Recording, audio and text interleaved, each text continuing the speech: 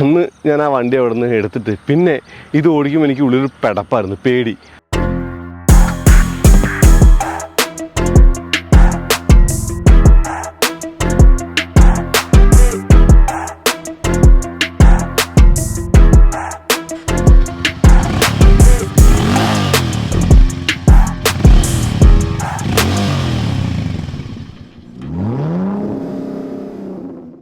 നമസ്കാരം. ഇന്ന് എൻ്റെ കൂടെ ഒരു മോട്ടോർ സൈക്കിളുണ്ട്. ആ മോട്ടോർ സൈക്കിളിൽ കിടക്കുന്നതിന് മുന്നേ ഞാൻ 2 കഥകൾ പറയാം. അതിലൊരു കഥയിൽ ഞാനും ഉണ്ട് കേട്ടോ. അപ്പോൾ ഞാൻ പറയുന്നത് ഒരു മോട്ടോർ സൈക്കിൾ കമ്പനിയെക്കുറിച്ചാണ്. ഇന്ത്യയിൽ ഫെയിലായി പോയിട്ട് പിന്നീട് വീണ്ടും തിരിച്ചു വന്ന് ഒരു ബൈക്കുമായി നിൽക്കുന്ന ഒരു കമ്പനിയെക്കുറിച്ചാണ്. അവരുടെ ഏറ്റവും പുതിയ എന്ന് പറയാവുന്ന, അല്ലെങ്കിൽ ഇന്ത്യയിലുള്ള ആകെയുള്ളൊരു ബൈക്ക് എന്ന് പറയാവുന്ന, അല്ലെങ്കിൽ മോട്ടോർ സൈക്കിൾ എന്ന് പറയാവുന്ന X440 ആണിത്. ഞാൻ സംസാരിക്കുന്നത് ഹാർലി ഡേവിഡ്സനെ കുറിച്ചാണ്. വെൽക്കം ടു വണ്ടിഭ്രാന്തൻ. എനിക്ക് കുറച്ച് കാര്യങ്ങൾ പറയാണ്ടെന്ന് പറയുമ്പോൾ ഇതിൻ്റെ ഒരു എക്സ്പീരിയൻസ് അറിയാണ്ട്, അതിൻ്റെ ആ ഒരു പണ്ട് മുമ്പ് ഓടിച്ചിട്ടുള്ളൊരു കാര്യമൊക്കെ, പിന്നെ ഈ ഒരു വണ്ടിയുടെ കുറച്ച് കാര്യങ്ങൾ പറയാനുണ്ട്. ഇത് രണ്ടും വരും. മാങ്ങയ്ക്ക് പകരം, അതെ, നമ്മുടെ മാങ്ങയ്ക്ക് പകരം ഇന്ത്യക്ക് കിട്ടിയ മോട്ടോർ സൈക്കിൾ കമ്പനിയായിരുന്നു ഹാർലി ഡേവിഡ്സൺ എന്ന് പറഞ്ഞാൽ നിങ്ങൾക്ക് വിശ്വസിക്കാൻ പറ്റുമോ? അവരിവിടെ വണ്ടി വിറ്റ് തുടങ്ങിയത് അല്ലെങ്കിൽ കുറച്ച് മാങ്ങകൾക്ക് പകരമാണ്. 2007 US ട്രേഡ് റെപ്രസെൻറ്റേറ്റീവ് ആയിട്ടുള്ള സൂസൻ ഷവാബുമായിട്ട് ഇന്ത്യയിലെ കൊമേഴ്ഷ്യൽ ആൻഡ് ഇൻഡസ്ട്രി വിഭാഗം മന്ത്രിയായിട്ടുള്ള കമൽനാഥ് ഉണ്ടാക്കിയ ഉടമ്പടിയായിരുന്നത്. മാംഗോ ഡിപ്ലോമസി എന്നുവരെ ആ ഒരു ഉടമ്പടിയെ വിളിച്ചു പോന്നിരുന്നത്രേ. ഹാർലി അവരുടെ സ്വന്തം ബ്രാൻഡായിട്ടായിരുന്നു ഇന്ത്യയിൽ തുടങ്ങിയത്.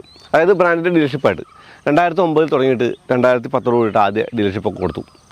പക്ഷേ 2020 സെപ്റ്റംബർ 24 കൂടിയിട്ട് ഇന്ത്യയിൽ നിന്ന് അവർക്ക് പൂട്ടിക്കെട്ടി പോകേണ്ടി വന്നു. വിൽപ്പന ഇല്ലാതായതും വണ്ടിയുടെ ആ ഒരു ജനപ്രീതി കുറഞ്ഞതും ആർക്കും വേണ്ടതായതുമൊക്കെ അതിന് കാരണമായിട്ട് പറയാം. പിന്നീട് 2020 ഒക്ടോബറിലാണ് ഹാർലി ഡേവിഡ്സണും ഹീറോ മോട്ടോർകോപ്പുമായിട്ട് പാർട്ട്ണർഷിപ്പ് തുടങ്ങുന്നത്. അതൊരു ലൈസൻസ്ഡ് ഡീലായിരുന്നു.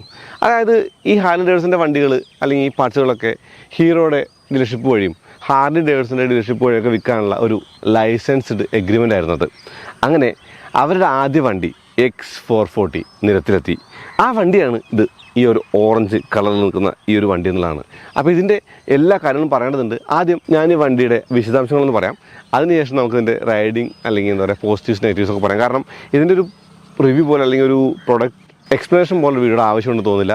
ഇത് ഇറങ്ങിയിട്ട് കുറച്ചായി, എൻ്റെ കൈ കിട്ടാൻ കുറച്ച് വൈകുന്നുള്ളൂ. എന്തായാലും ഈ വണ്ടിക്ക് മൊത്തത്തിലുള്ളൊരു രൂപം എന്ന് പറയുന്നത് ഒരിത്തിരി കൗതുകമുള്ള രൂപം തന്നെയാണ്. എന്നാലും പഴയ ഹാർലി ഡേവിഡ്സണുകളുമായിട്ട് വലിയ സാമ്യമൊന്നും X440 ഉണ്ടെന്ന് തോന്നുന്നില്ല. ഫോർ എക്സാമ്പിൾ, ഹാർലി ഡേവിഡ്സണുകൾ ബെൽറ്റ് ഡ്രൈവ് ആയിരുന്നെങ്കിൽ ഇത് ചെയിൻ ഡ്രൈവാണ് ഫോർ സ്റ്റാർട്ടേഴ്സ്. ഹാർലി ഡേവിഡ്സൻ്റെ X440 എന്ന് പറയുന്നത് ഒരു ക്രൂയിസർ ബൈക്കാണ്. ഇവർക്ക് ഹീറോ വേർഷൻ ഉണ്ട് കേട്ടോ. അപ്പോൾ ഈ വണ്ടിയുടെ മെയിനായിട്ടുള്ള ഹൈലൈറ്റുകളൊന്നെന്ന് പറയുന്നത് LED ഹെഡ് ലാംപ്സും ആ ഒരു LED ഇൻഡിക്കേറ്റേഴ്സ് തന്നെയാണ്. ഫ്രണ്ടിലെ upside down fork USD fork കാണാം. പിന്നെ ഈ വണ്ടിക്ക് ഇതിൻ്റെ വശങ്ങൾ നോക്കുമ്പോൾ ടാങ്കും അല്ലെങ്കിൽ മുൻവശം തമ്മിലുള്ള സാമ്യമില്ലായ്മ അല്ലെങ്കിൽ ഒരു കണക്ഷൻ ഇല്ലാതെ ഫീൽ ചെയ്യും. അത് ഡിസൈൻ ലാംഗ്വേജ് ആണ്. ചിലർക്ക് ശരിയാവും, ചിലർക്ക് ശരിയാവില്ല. എനിക്ക് വലിയ കുഴപ്പം തോന്നിയില്ല.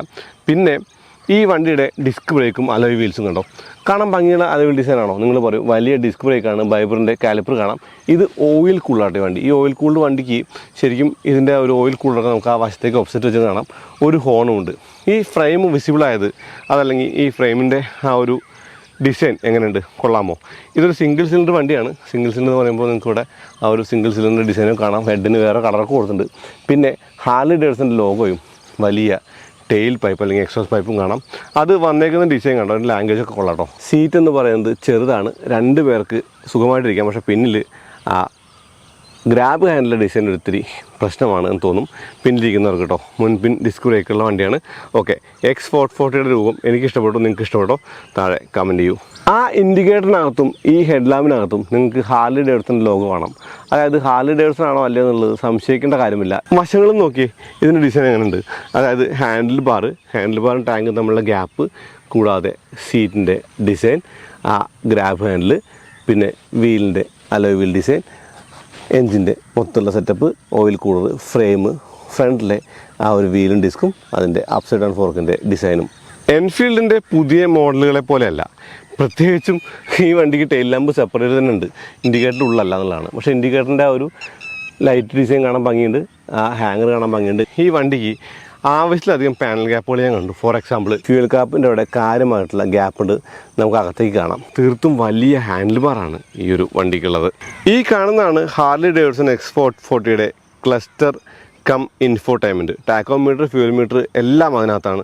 ഡേ നൈറ്റ് ഫീച്ചേഴ്സ് ഉള്ള അതിനകത്തൂടെ നമുക്ക് ടോഗിൾ ചെയ്താൽ trip metre, real time mileage, date, time എല്ലാം കാണാം. പിന്നെ മൊബൈൽ ആപ്പായിട്ട് കണക്ട് ചെയ്താൽ മ്യൂസിക് കൺട്രോൾസ് പോലുള്ള കാര്യങ്ങളൊക്കെ തന്നെ നമുക്ക് ചെയ്യാൻ പറ്റും. തീർത്തും നൈസായിട്ടുള്ളൊരു ഇൻ്റഗ്രേഷനാണ് എന്നുള്ളതാണ്. പിന്നെ ഈ ഹാൻഡിൽ ബാറിൻ്റെ ആ ഒരു ഷേപ്പ് നോക്കി, വലിയ ഹാൻഡിൽ ബാറല്ലേ, ഇവിടെയാണ് സ്വിച്ചുകൾ. ഈ സ്വിച്ചുകൾ എന്ന് പറയുന്നത് ഇൻഫോടൈൻമെൻ്റ് ആണ്. ഇവിടെ കാണുന്ന സ്വിച്ചുകൾ എന്ന് പറയുന്നത് എൻജിൻ കീൽ സ്വിച്ചും ബാക്കിയുള്ള കാര്യങ്ങളുമാണ്. മാത്രമല്ല ഒരു SOSൻ്റെ ഒരു സ്വിച്ച് കൂടി കാണാം. ഈ ഹാൻഡിൽ ബാർ ആക്ച്വലി ക്ലെവറായിട്ടാണ് വെച്ചിട്ടുണ്ട്, കുറച്ച് പൊക്കി വയ്ക്കാൻ വേണ്ടിയിട്ട്. ഹോൾഡർ കണ്ടില്ലേ, ഹാൻഡിൽ ബാർ ഹോൾഡർ, അല്ലെങ്കിൽ എന്താ പറയുക, ആ സ്റ്റേ എന്ന് പറയുന്നത്. എനിക്ക് ഈ പഴമയുള്ള വട്ടത്തിലുള്ള ഈ മീറ്റർ ക്ലസ്റ്റർ ഇഷ്ടപ്പെട്ടു എന്നുള്ളതാണ്. തീർത്തും വലിയ ഒരു ഹാൻഡിൽ ബാറാണ് ഈ വണ്ടിക്ക്. അതുകൊണ്ട് തന്നെ ഓടിക്കാൻ നല്ല സുഖമുണ്ട്, ഒരു എഫേർട്ടും ഫീൽ ചെയ്യില്ല. സിറ്റി യൂസ് ആണെങ്കിലും ഹൈവേയിലാണെങ്കിലും നല്ല കംഫർട്ടബിളായിട്ട് നല്ല ഒരു സുഖമായിട്ട് ഓടിക്കാൻ പറ്റിയൊരു വണ്ടിയെന്ന് ഈ ഒരു വണ്ടിയെ പറയാം. പിന്നെ ഒരു USB പോർട്ടൊക്കെ കൊടുത്തിട്ടുണ്ട്. ഓക്കെ, ആവശ്യമുള്ള കാര്യങ്ങളൊക്കെ കാണാം.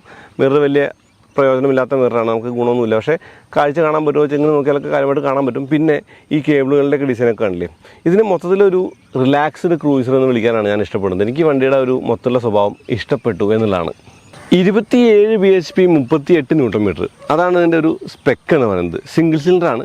440 സൂചിപ്പിക്കുന്ന പോലെ 440 ആ ഒരു CC ആണ് പറയുന്നത്. പിന്നെ ഇതിൻ്റെ ഒരു മൈലേജ് എന്ന് പറയുന്നത് 35 കിലോമീറ്ററാണ് പറയുന്നത്. എനിക്ക് തോന്നുന്നു ഒരു 28 to 30 ഒക്കെ നമുക്ക് എക്സ്പെക്ട് ചെയ്യാൻ മര്യാദയ്ക്ക് ഓടിച്ചാൽ. കാരണം ഇതിൻ്റെ ആ ഒരു ഡ്രൈവിംഗ് എന്ന് പറയുന്നത് അതിനെക്കുറിച്ച് വണ്ടിയുടെ ഓടിക്കുന്ന കാര്യത്തിൽ പറയാം.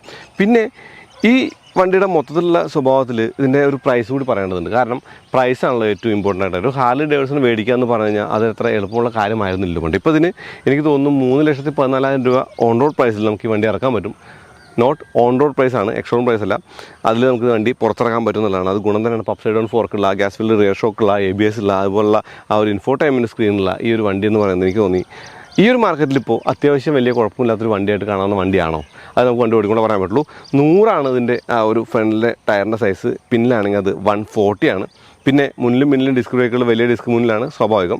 ഇതിൻ്റെ ആ ഒരു ഫുഡ് റെസ്റ്റുകളും അല്ലെങ്കിൽ ആ ഒരു പെക്സും ഒക്കെ ശരിക്കും കംഫർട്ടബിളായിട്ടിരിക്കാവുന്ന നിലയ്ക്കാണ് എന്നുള്ളതാണ്. രണ്ടാമത്തെ കഥ എന്ന് പറയുന്നത് ശരിക്കും പറഞ്ഞാൽ എൻ്റെ ഒരു പേഴ്സണൽ എക്സ്പീരിയൻസ് ആണ്. ഒട്ടും എക്സാജുറേറ്റർ അല്ല കേട്ടോ. അത് കുറേ വർഷങ്ങൾക്ക് മുന്നേ എനിക്ക് തോന്നുന്നു സ്ട്രീറ്റ് ബോബാണ് എന്നാണ് എൻ്റെ ഓർമ്മ. ഞാൻ ആ വണ്ടി ഓടിച്ചിട്ട് പോകണം, സിംഗിൾ സീറ്ററാണ്. അപ്പോൾ ഹാർലി ഡേവിഡ്സൻ്റെ ടീം എൻ്റെ പിന്നിൽ വേറെ ഒരു ബൈക്കിൽ വരുന്നുണ്ട്.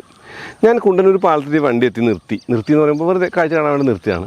അപ്പോൾ കുറേ ബൈക്കേഴ്സ് ഈ വണ്ടി കാണാനായിട്ട് അതിൻ്റെ ചുറ്റും കൂടി. കാരണം അന്ന് എനിക്ക് തോന്നുന്നില്ല അത്രയും വലിയ വണ്ടികൾ ഇവിടെ അധികമുണ്ട് എന്നുള്ളത്. അപ്പോൾ നമ്മുടെ ഉള്ളിൻ്റെ അന്നത്തെ പ്രായം, അതുമാത്രമല്ല ആ ഒരു ആവേശമൊക്കെ കൂടിയിട്ട് ഞാൻ വണ്ടി കയറി സ്റ്റാർട്ട് ചെയ്തു, ഫസ്റ്റ് ഗിയർ ഇട്ടു. സാധാരണ പൾസറൊക്കെ ഓടിക്കുന്ന പോലെ ത്രോട്ടിലും കൊടുത്തു. വണ്ടി അൺസെറ്റിലായി, റിയർ വീല് കിടന്ന് കറങ്ങി, സ്മോക്കായി. ആളുകൾ കണ്ടാൽ വിചാരിക്കും ഒരു സ്റ്റണ്ട് പെർഫോം ചെയ്യുന്നു എന്നാണ്. പക്ഷേ നമ്മുടെ കിളി പോയത് നമ്മുടെ കയ്യിൽ നിന്ന് ഈ വണ്ടി പോവാതെ അന്ന് അത് പിടിച്ചു നിർത്തിയത് എങ്ങനെയാണെന്നുള്ളത് എനിക്ക് മാത്രമേ ഉള്ളൂ. അന്ന് ഞാൻ ആ വണ്ടി അവിടെ നിന്ന് എടുത്തിട്ട് പിന്നെ ഇത് ഓടിക്കുമ്പോൾ എനിക്ക് ഉള്ളിലൊരു പെടപ്പായിരുന്നു, പേടി, കൊണ്ടുപോയി മറച്ചിട്ടോ വീഴുമോ, ആ ഒരു അവസ്ഥ ഉണ്ടായിരുന്നു. പിന്നീട് അങ്ങോട്ട് കുറേ വണ്ടികൾ ഓടിച്ചിട്ടുണ്ട്. പക്ഷേ ആ ഒരു എക്സ്പീരിയൻസ് എന്ന് പറയുന്നത് തീർത്തും വലിയൊരു എക്സ്പീരിയൻസ് ആയിട്ട് ഞാൻ മനസ്സിൽ കൊണ്ടുവരുന്ന കാര്യമാണ്. 805 മില്ലിമീറ്ററാണ് ഇതിൻ്റെ സീറ്റ് ഹൈറ്റ് നിലത്തുനിന്നുള്ളത്. 170 mm ഗ്രൗണ്ട് ക്ലിയറൻസും ഉണ്ട്. ഒരു ആവറേജ് ഹൈറ്റിലുള്ള ആൾക്കും ഇരുന്ന് നിലത്ത് കാല് വയ്ക്കാനുള്ള ആ ഒരു സെറ്റപ്പാണ് വണ്ടി എന്ന് പറയാം. ഹാർലി ഡേവിഡ്സൻ്റെ X440 ഈ വണ്ടി ഓടിക്കാൻ തുടങ്ങുന്ന ആ ഒരു കാര്യത്തിൽ എനിക്കിതിൻ്റെ കുറച്ച് നെഗറ്റീവ്സും പോസിറ്റീവ്സും ഒക്കെ പറയാനുണ്ട്. ഇതിന് 6 സ്പീഡ് ഗിയർ ബോക്സാണ്. ഇത് ഓയിൽ കൂൾഡാണ്. ഈ വണ്ടിക്ക് 35 കിലോമീറ്ററോളം ഫ്യൂവൽ എഫിഷ്യൻസി ഒക്കെ പറയുന്നുണ്ട്. എനിക്ക് തോന്നുന്നു 30 കിലോമീറ്ററൊക്കെ വളരെ ഈസി ആയിട്ട് അച്ചീവ് ചെയ്യാൻ പറ്റും. കാരണം ഇതൊരു ലോങ് സ്റ്റോക്ക് എഞ്ചിൻ ആയതുകൊണ്ട് തന്നെ 6000 RPM-ലാണ് ഇതിൻ്റെ റെഡ് ലൈൻ മാർക്ക് ചെയ്യുന്നത്. അപ്പോൾ ഈ വണ്ടിയുടെ ഏറ്റവും സ്വീറ്റ് സ്പോട്ട് എന്ന് പറയുന്നത് 4000 RPM താഴെയാണ്.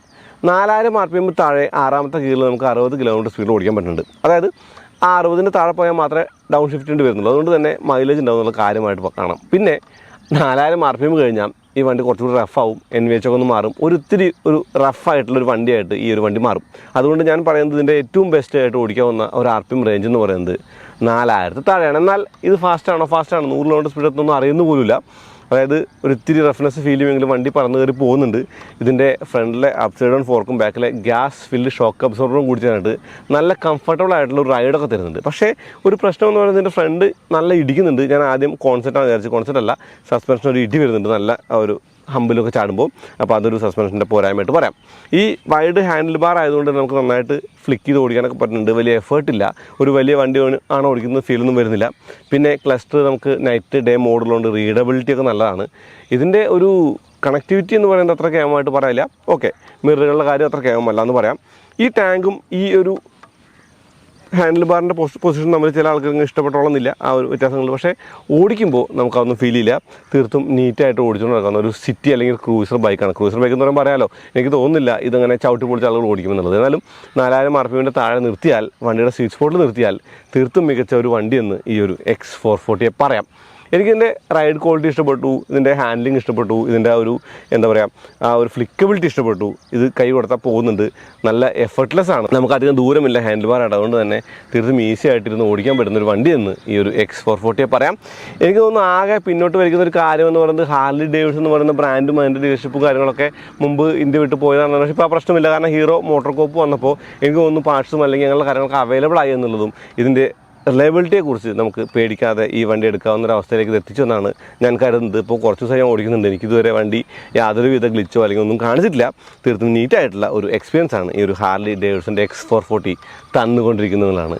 എനിക്ക് ഈ വണ്ടി ഇഷ്ടപ്പെട്ടു എന്നല്ല, കുറച്ചധികം ഇഷ്ടപ്പെട്ടു. കാരണം സിറ്റി യൂസിന് നമുക്ക് ആ ഒരു 2ാമത്തെ ഗിയറിലും 3ാമത്തെ ഗിയറിലും ഓടിക്കുമ്പോഴേ ഒരു കുതിപ്പിന് ഫീലിംഗ് ചില വണ്ടിക്ക് ഗിയർ മാറി കൈ കൊടുക്കുന്ന പറഞ്ഞിട്ട് ആ ഒരു പ്രശ്നം ഈ വണ്ടിക്കില്ല. ഇത് തീർത്തും സെറ്റിൽഡാണ്, വലിയ ബുദ്ധിമുട്ടില്ല, നമുക്ക് ഈസി ആയിട്ട് ഓടിച്ചുകൊണ്ട് നടക്കാൻ പറ്റുന്നുണ്ട്. അപ്പോൾ അത്രേ ഉള്ളൂ. അടുത്ത വീഡിയോ ആയിട്ട് വീണ്ടും വരാം. അതിലേക്ക് നന്ദി, നമസ്കാരം.